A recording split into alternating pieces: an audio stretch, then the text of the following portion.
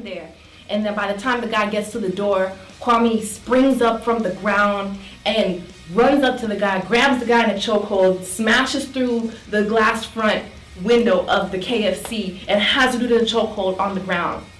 And the employees are running out, and I'm like, why is Kwame have this dude in a chokehold? Is he going crazy? So I'm like, Kwame, let him go, let him go. I take off my heels and I'm hitting him on the back, like, let him go, why are you? I'm hitting this man on the back with my stiletto heels and didn't know.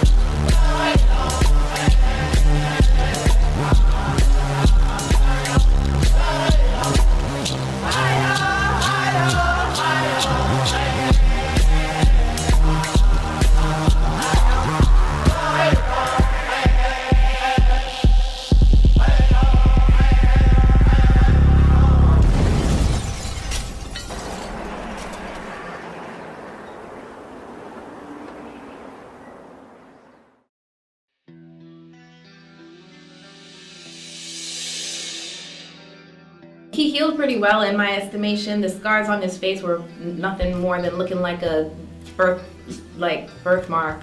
There were scars on his back. But he turned into an opposite person of what he was before, where he was the life of the party. All of a sudden now he didn't want to go out anymore. He didn't want to dance. And I graduated high school the May of that year. So the KFC thing happened in March. May I graduated and I wanted to spend my whole summer in Jamaica. So I came back to Jamaica. Kwame's dad actually got me a job to work for that time frame, and my dad had always promised me that on the summer of my 18th birthday, I'd be able to go to a particular week-long party around Independence Day in Jamaica called Dream Weekend. And Kwame had promised me throughout the years of us being together that he would take me to Dream Weekend when it was my 18th birthday. This was the time. However, now he doesn't even want to go anywhere. He tells me he doesn't want to go to the party. And if he doesn't go, that kind of means I can't go. And I'm like, hell no. This is the summer between high school and college. Everybody knows that's the summer you want to have the most amount of fun. And now my fiance doesn't want to go anywhere. So that was a real issue for me.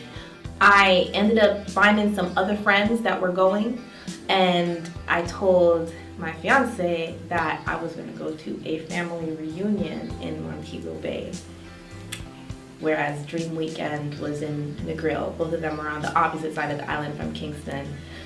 But yeah, I kind of told a little fib.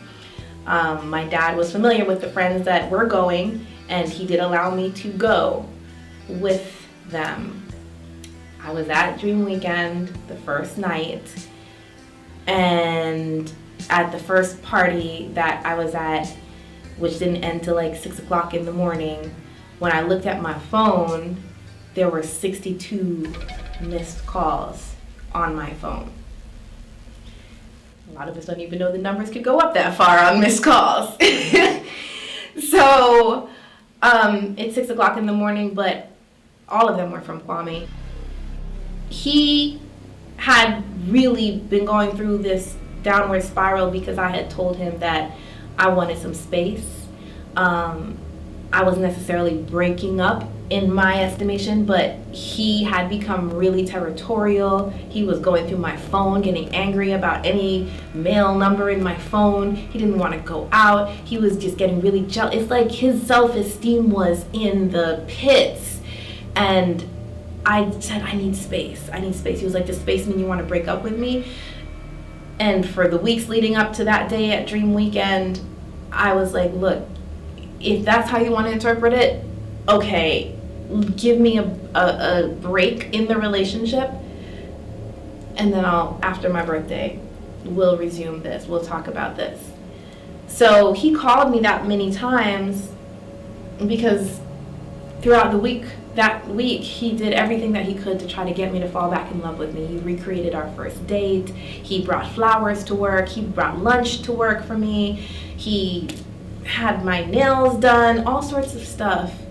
And now, I guess he was at a point where he felt like I wasn't going to get back with him, which in my estimation, I don't know if I already knew I was getting back with him, but I did know that I did felt very smothered. I felt very smothered and like I couldn't breathe in the relationship, and I just wanted to have some fun for my birthday. That night, when I called him back at 6 o'clock in the morning, he said he was just worried about me. The conversation seemed pretty innocent. He said he was just sad and worried, and I was like, I'm fine. Then at 3 hours later, at 9 o'clock in the morning, he calls me back and wakes me up and says he wants to play something for me. Out of all the times that he's ever done anything that was risky and life-threatening, he said he was at the edge of a building about to jump off, that he had a gun loaded, He'll always tell me what he was about to do. But this time he calls me and he says he wants to play something. And basically, based on the fact that he had tried all sorts of things to try to get me to fall back in love with him, I just thought, oh, he's probably going to play my favorite song. I'm like, all right, go ahead. And he's dilly-dallying, and he's like, okay, give me a second, let me set it up. And I'm like, can you please hurry up? And time is passing, and I'm like, come on, just play it. And he was like, okay, I'm going to play it after 3. And he starts counting down, 1, or counting up, and 2, and he says 2 1/2, 2 3/4, 2 7/8. I'm like, come on, really? Can you just play it? And then he says 3. I love you, Courtney.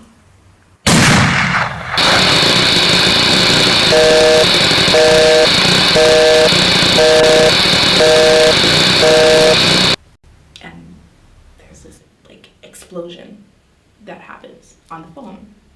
And we had cordless phones and stuff, 2005, so I'm thinking, okay, the phone battery probably died, you know what I'm saying? And so that's what that sound, and then there was just static on the phone. I'm like, that's weird. I handed the phone to one of my friends. I was like, what does this sound like? They said, oh, it's just probably the phone battery died too. I'm like, yeah. So 45 minutes later, my phone rings. I look at the phone, and it's his brother.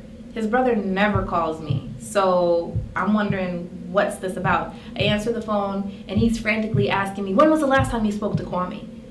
And I was like, I don't know, I guess about an hour ago or something. Why? He's like, what did you say to him? I was like, I don't know, I didn't really say anything. He just said he wanted to play something for me, and I don't know, the phone went dead before I could ever hear the music or whatever he wanted to play. And he was like, are you sure? Are you sure that's all you said? You didn't say anything? And I'm like, no, I didn't say anything. Why? What's wrong? What are you asking me this for? And he was like, okay, because he's dead. I'm like, what? He's like, yeah.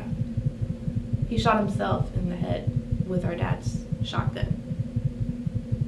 And the phone receiver was beside his body. We were just trying to guess who he might have been talking to on the phone. You were the first person we called.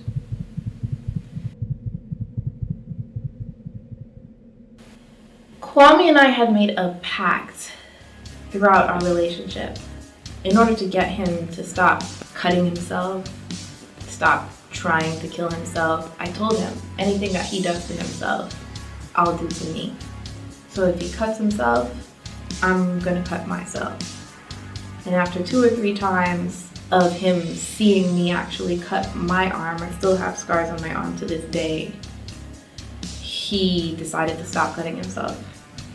And we had the same agreement with suicide. He said, if I ever caused him to kill himself, he was gonna haunt me until I go crazy enough to kill myself. And my response would always be, you won't have to worry about that. Just give me 14 days so I can make sure that you get buried, and I'll take care of that. he'll be like, I don't want you to kill yourself. I won't do it. But this moment,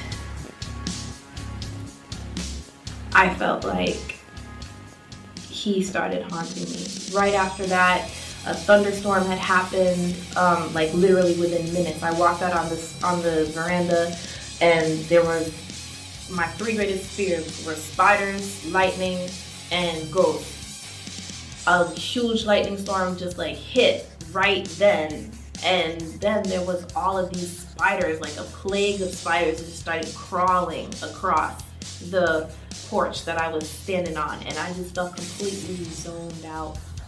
Like, I normally kind of scream and squeal and try to get away from these spiders. I just saw these spiders, and I saw that lightning, and I was like, okay, Kwame. Okay. I didn't have anybody I could talk to because, you know, everyone's bright-eyed, bushy-tailed, just excited to start college, and here I am bearing this weight of feeling like I was the reason why Kwame killed himself. And knowing that it's been more than 14 days and I haven't killed myself yet. Am I gonna make it? Am I gonna just push through this? Maybe I don't even need to think about that, but there would be times that I would have nightmares. Anything that sounded like an explosion, that sounded like a gunshot, anything from a balloon bursting to a car door slamming to someone dropping a book on the ground would send me into an anxiety attack, a panic attack. I would start screaming, bawling, crying, hallucinating, feeling like I was having a flood of flashbacks, feeling like I could see him standing in front of me with half of his skull blown off. And I couldn't sleep. On pills, to try to drink bleach, to try to walk out in the middle of oncoming traffic. We were in the car, and these girls were hungry. And they're like, let's go to a KFC. This was like 5 months later, in spring of the next year, and I was like, okay, I think I can handle this. I had never set foot in a KFC since March of the year before, so it had been about a year. I was like, I think I can handle this. We pulled into that KFC, and all of the images of the shirt being pulled off, of Kwame, the way he might have looked with his head blown off, with the sound of the gunshot, to all of this just started flooding back into me, and I just started crying and screaming in the back of the car, and they're like, oh my God, why is she screaming? Like, what is wrong with her? And I was like, I couldn't even articulate it, and they're freaking out. They totally forgot. And that night, after we got back to campus, I went to the top of my dorm, and I was like, I'm gonna end this. I can't take this. I can't take this. I can't do this anymore. He's still haunting me. I can't do this. I can't do this. I'm never gonna be able to get him out of my head. I can't do this. I can't do this. And I was like, I'm gonna jump off this dorm. I'm gonna jump off. I'm gonna do this. I'm gonna do this. Luckily,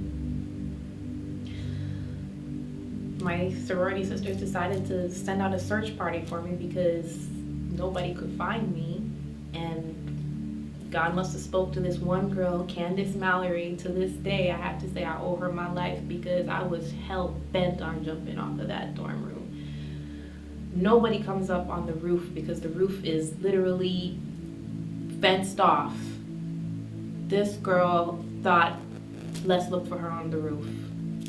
Got up on the roof, and apart from, there were little humps and stuff on the roof, like you couldn't see all the way around the roof. She walked around those things and found me and sat with me on the ledge and literally just talked to me. Didn't even want to construct what a future could look like. But one particular doctor, Dr. Honiblu at Peachford Hospital, said something to me. Out of all the words that she said, this phrase stuck with me. She was like, girl, you've been through a lot. You've been through a lot. But if you hang in there, one day your story is going to help someone else that's going through a similar situation.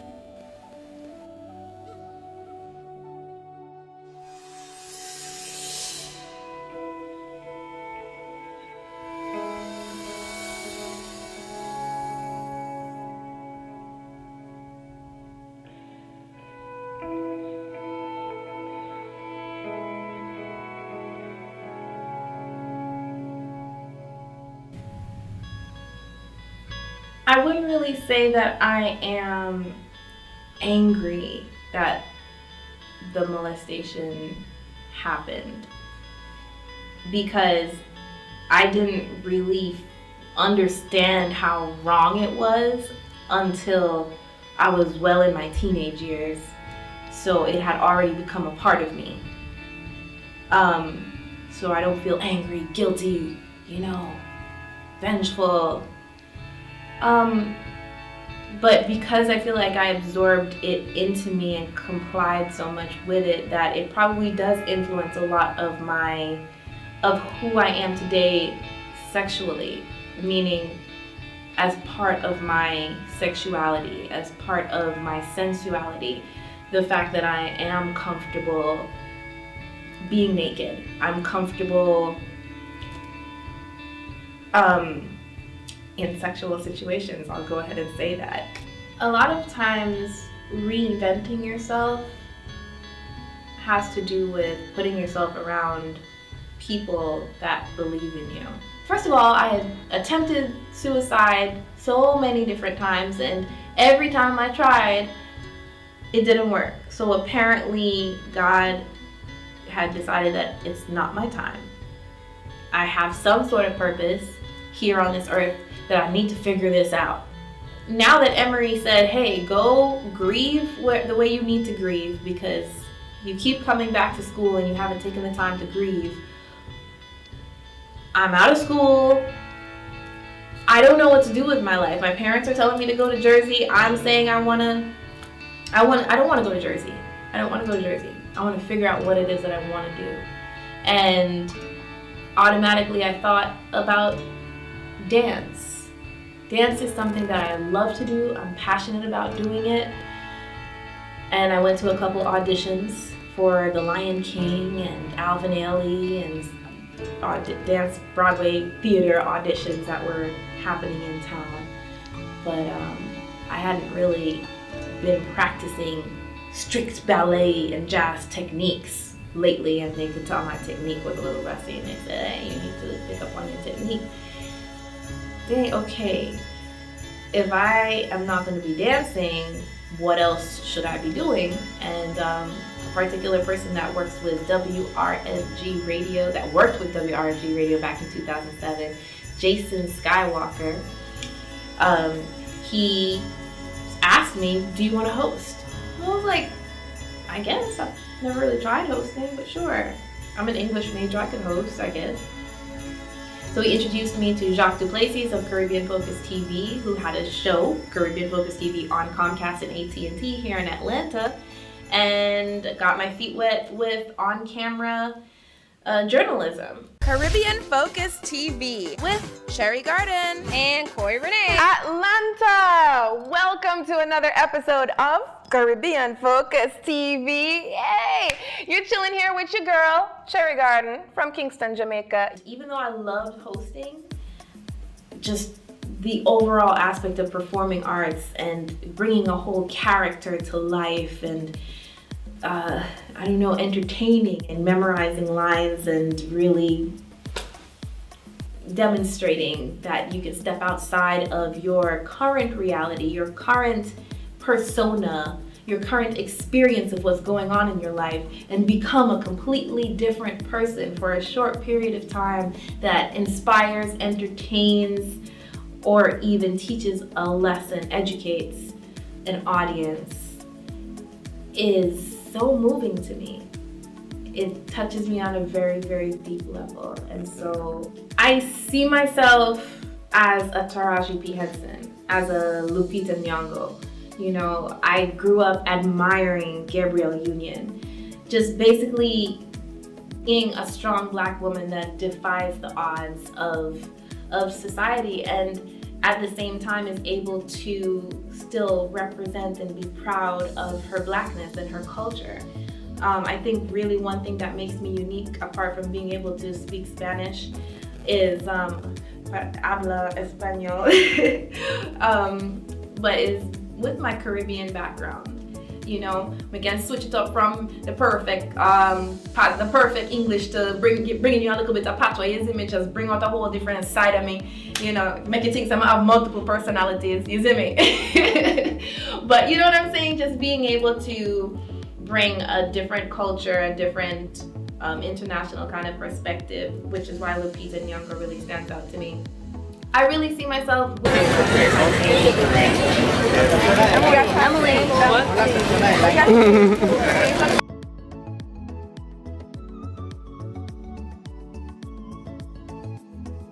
an Emmy award.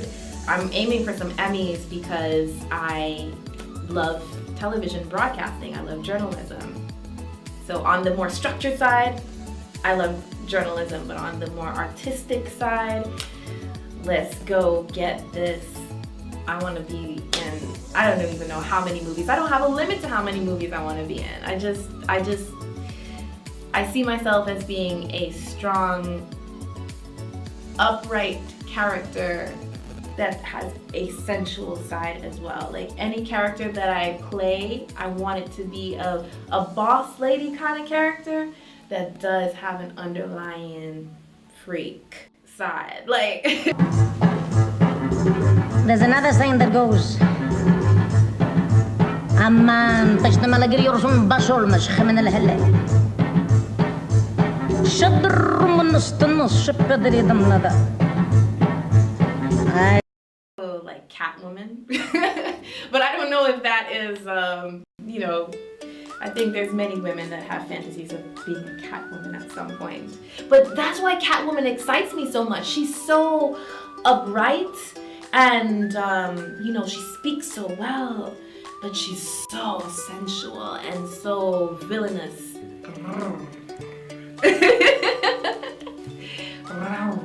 I always do this weird row. Then there's this comic called Vixen. I forget if she's Marvel or DC, I'm sorry. And she walks with a lion and she's only in a limited edition of comics. You gotta look her up. I really would love it if Marvel would do a movie on Vixen and cast me for that role. I got you. I can bring it all out. The most recent character that I saw that I was damn near jealous of the girl that was playing that role was in Birth of a Nation. Her name was Cherrie. That was Nat's love interest. I was like, they have a Cherrie on screen. She's chocolate. She looked like me. I could have done that role. Like, she was definitely a person that I wish I could have played that part.